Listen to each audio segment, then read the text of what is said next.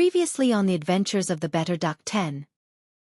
The Federation is on the ropes, which destabilizes our whole galaxy. Two-dimensional genius Professor Du brought together a band of brave volunteers. In their ship the Better Duck 10, they're going on an insanely dangerous mission to cross 8 sectors and destroy the rebel flagship. They've just jumped away from Federation HQ. Professor, you can begin your mission record now.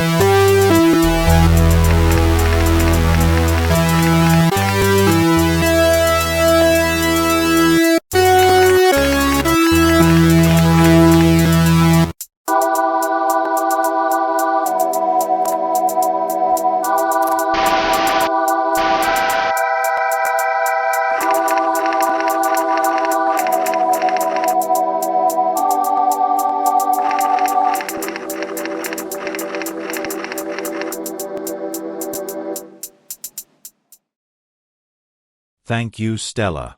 The crew of the Better Duck 10, in their camouflaged Kestrel Type B, aim to get out of Sector 1. Captain Ness charts a course. Star maps show 2 nebulas near the jumping point to Sector 2. Arriving at the first beacon reveals nothing except some mining bases which have been long abandoned. A nearby beacon is broadcasting itself as a store, but the Better Duck has no scrap to use for trade. At the next jump, the crew informs a Federation outpost of their flight from the rebels. To help, they teleport over a weapon and some scrap. It's a stun bomb, which can go in the hold. As we feared, the third beacon has some space pirates patrolling it. They demand a toll, but they get a fight instead. Too bad. You will regret this decision, they say. Chove targets all 4 lasers on the pirates' weapons. Just then, a Rockman teleports aboard the ship and attacks the scanner bay. Mark moves to take on the invader while Ness opens up the airlocks to starve him of oxygen, and the second laser salvo hits the already disabled pirate weapons.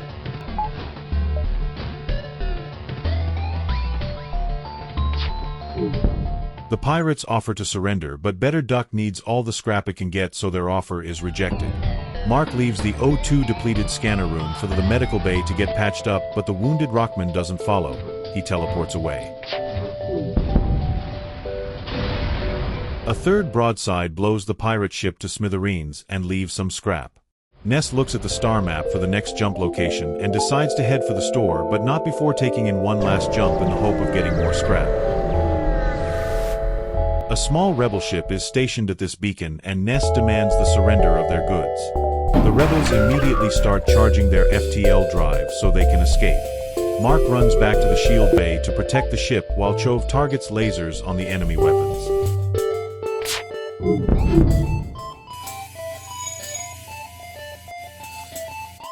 Chove aims the lasers at the enemy shields with the next salvo, and it does some damage but not enough to bring them down.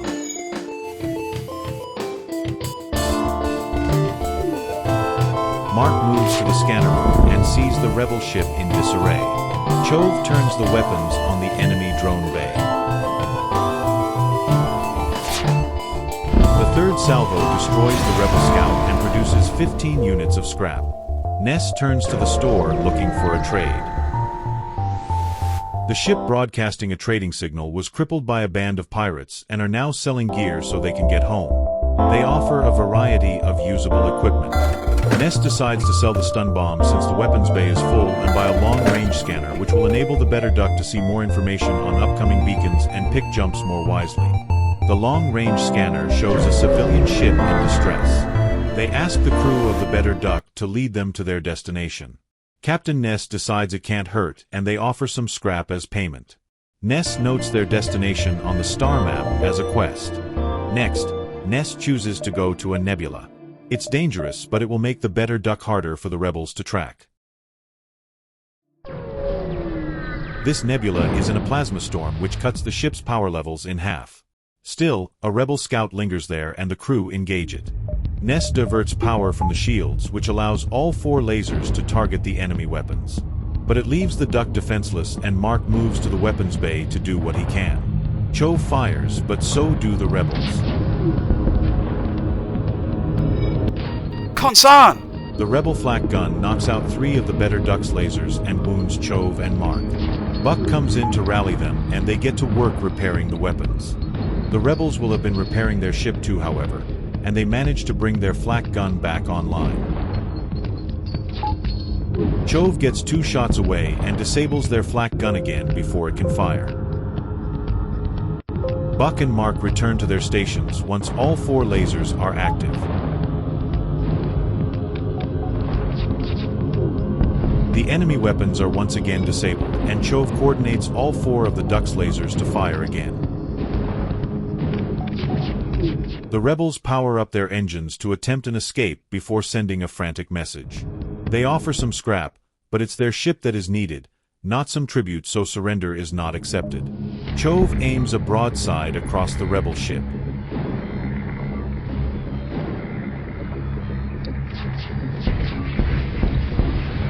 With the rebels destroyed, the injured crew go into the medical bay.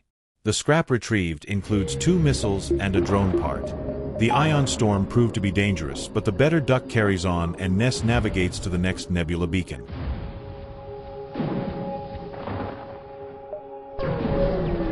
At this beacon, some marauders have been waiting to board and commandeer a ship. They soon reveal their location by pouring into the weapons room. Chove starts to fight, but he's badly outnumbered. Yeah, feet don't fail me now. Chove flees to the medical bay, taking Mark and Buck along. Ness opens the airlocks to force the boarders into the medical bay, and the plan works.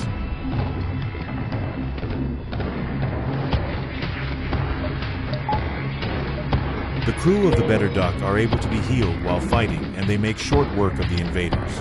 Once healed, they go back to their stations. The duck needs as much scrap as it can find, so Ness looks for a few more jumps before the rebels catch up. Long-range scanners show a ship at the next beacon, but also a star dangerously close. Upon arrival, a pirate ship is discovered, and it engages the better duck immediately.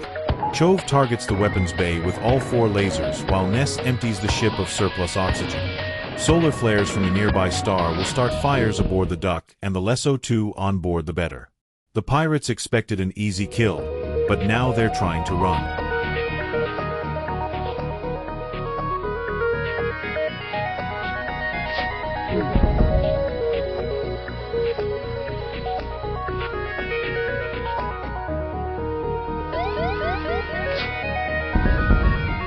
The third salvo destroys the pirate ship, but not before a solar flare hits. Scrap from the pirate ship includes a missile and a drone part, but also a laser weapon. It may not be needed, so it's stored in the hold. The solar flare caused a fire, but fortunately it's in an empty room.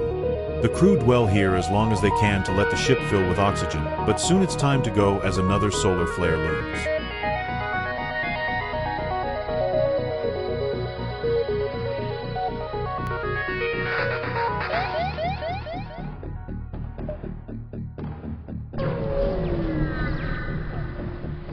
Ness navigates to the beacon indicated by the ship following, and they show thanks by offering some fuel, a missile, and some scrap.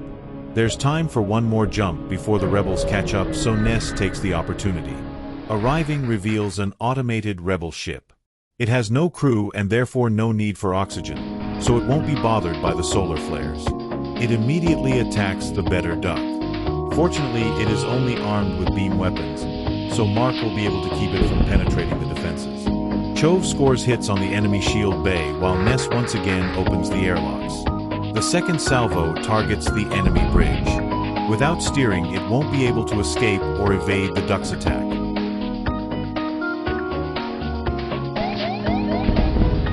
A third salvo destroys the automated ship, leaving some scrap including a missile and a drone part. But a solar flare hits and again starts a fire in an empty room. Ness shuts the airlocks and prepares to leave the first sector.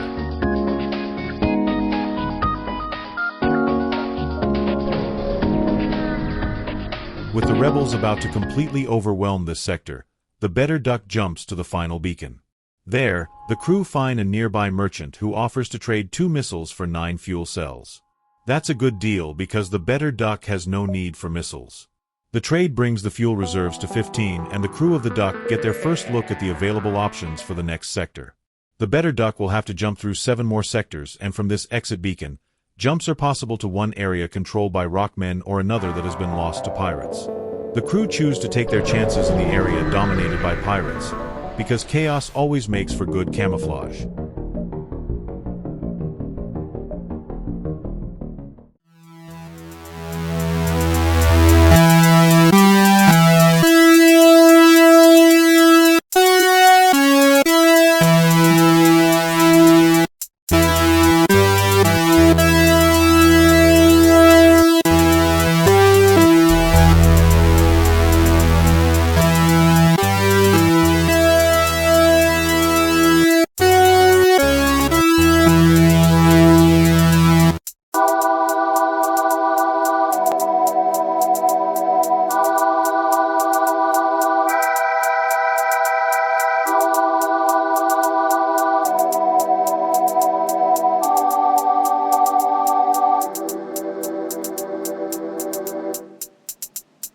Hey Professor, have you been working out?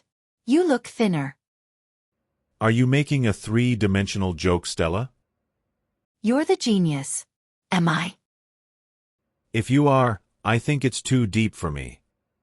You're so funny. Are you making coffee? You know I can't drink. I'm just here staring at the coffee fabricator. In that case, I'll have it white with 1.